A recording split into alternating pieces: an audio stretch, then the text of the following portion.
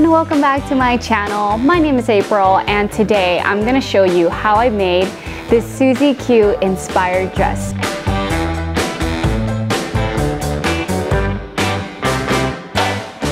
Susie Q was one of my favorite Disney movies to watch growing up, and to this day I'm still in love with her pink prom dress. Before we get started, I have some t-shirt shoutouts to make. I wanted to say thank you to Jenny, Pauline, Nohemi, Anne, Vicky, and Patrice for purchasing a Coolirpa T-shirt and making today's video possible. If you guys are interested in getting your own t-shirt to support this channel, this is one of the designs I'm wearing right now, and it says, "You're so lovely."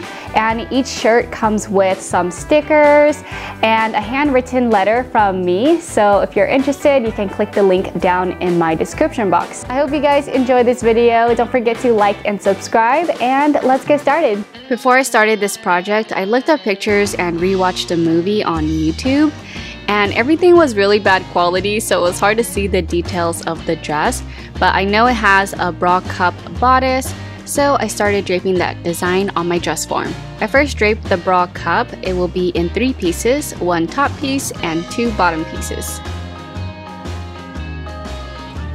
Then I draped the center front, side back, and center back bodice. Afterwards, I can transfer my pieces onto paper to true up my markings and create samples out of muslin to make sure everything fits right.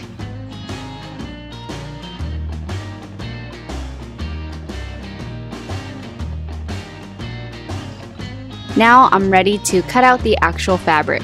I bought a bunch of this pink lining. You'll need enough for the outside bodice, the bodice lining, and to create the circle skirt and skirt lining as well. I thought this lining would be fine to create the main bodice and skirt, but it's a little transparent, so I recommend getting something a little heavier or something that you won't be able to see through. My fabric store didn't have the widest selection of pink fabric to choose from, so this will just have to work. Cut out 2 layers of bodice pieces to create the lining bodice and the outside bodice. To start the construction of the bodice, I first sewed the bottom bra cup pieces together, and then I sewed the top and bottom bra cups together along the middle seam. Next, go ahead and sew the center front and side front together, and the side back and center back together.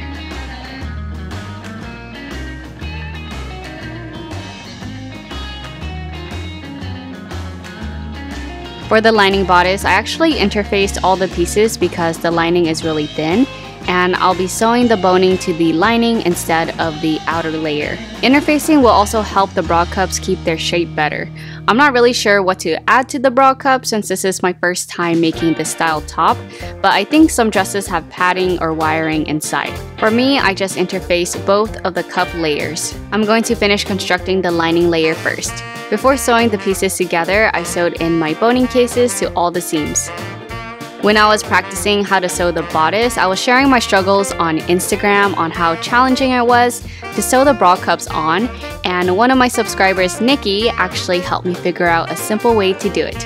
What I originally did was sew the 2 bra cups together down the middle seam and then try to sew it to the bottom bodice. But the easier way is to not sew the cups together first, but to line each of them up along the princess seam.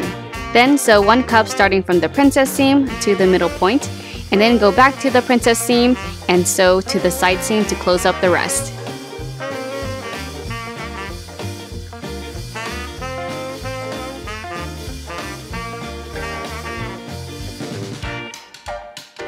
Repeat the same thing to the other side. The middle cup seam is the last thing to close up. Just face the 2 sides right sides together and sew down, stopping when you reach the point.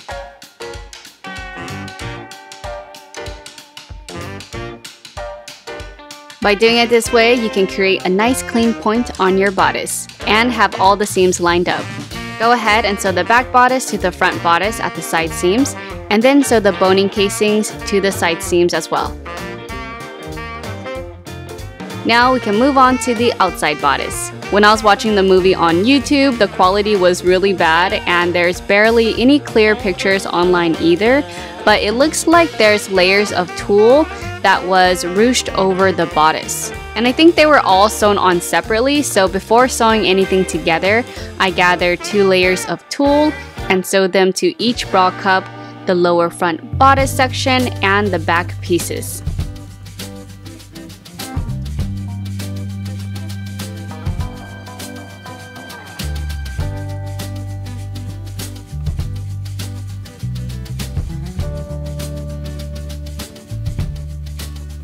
Afterwards, you can trim the extra material away along the edges.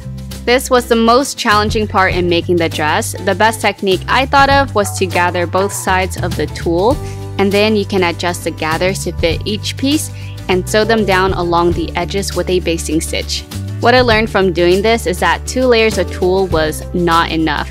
I think she probably had like 6 layers, because there's that scene where she's ripping apart her dress and the tulle layers looked pretty thick. 2 layers still looked great for me, but it was still very transparent so you can see the seams of the bodice underneath. Also, if your bodice fabric is a lighter color than the tulle, it's going to stand out a lot more as well. Once each section has been covered in tulle, we can now assemble it the same as the lining bodice.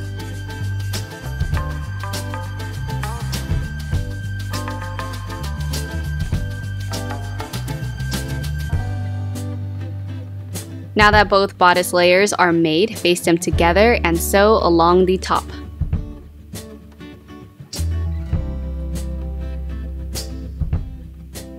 Then I can slide the boning into the casings. Moving on to the skirt, I couldn't decide if hers was a gathered straight skirt or a gathered circle skirt, but I decided on the circle skirt since it drapes a lot prettier, and those were also the popular style in the 1950s, which was when the movie took place. To make a gathered circle skirt, just double the size of your waist measurement and cut it out as usual. If you never made a circle skirt before, I have a dedicated video on how to create one, and I'll link it below. This is a full circle skirt. I have 1/2 circle and 2 quarter circles for the back skirt, since there will be a seam down the center back. I sewed the skirt together using a French seam. Then I gathered the waist to fit the bodice. Cut 2 more circle skirts out of tulle and repeat the same thing. I gathered each tulle skirt separately, but I think I could have made my life easier by gathering them together with the same basting stitch. I don't know, I feel like sometimes we just like to make our lives more complicated when we can just simplify things, but hopefully you guys are learning from my mistakes and this helps you out when you try it for yourself. Next, I set the skirts aside and gathered some stiff tulle to attach to the lining skirt to help poof it out some more. I only did 2 layers of the stiff tulle, but feel free to add as much as you want depending on how poofy you want it to be. For the lining skirt, I'll just be sewing a straight skirt instead of a circle skirt. Before gathering the waist of the skirt, I went ahead and sewed the 2 layers of tulle at the bottom, and make sure to finish the raw edges of the lining skirt so that the fabric doesn't fray. Now you can go ahead and gather the lining skirt at the waist to fit the bodice. I have a total of 4 skirt layers and will now face the tulle skirts and the circle lining skirt right sides together to the outside bodice, and then the lining skirt will be facing right sides together to the lining side of the bodice. Then sew all 4 skirt layers to the bodice.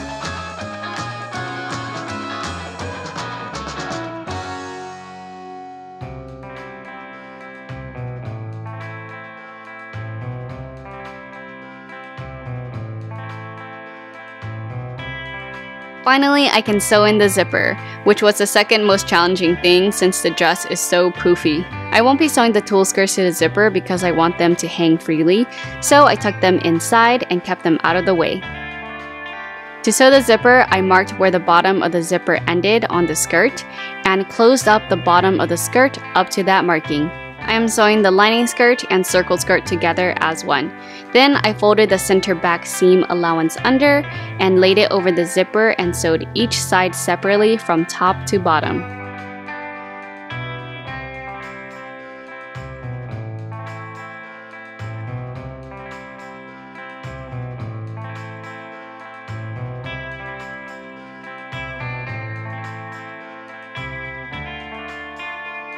Lastly, sew the tulle skirt closed up to where the bottom of the zipper is and hem the raw edges of the silky skirt.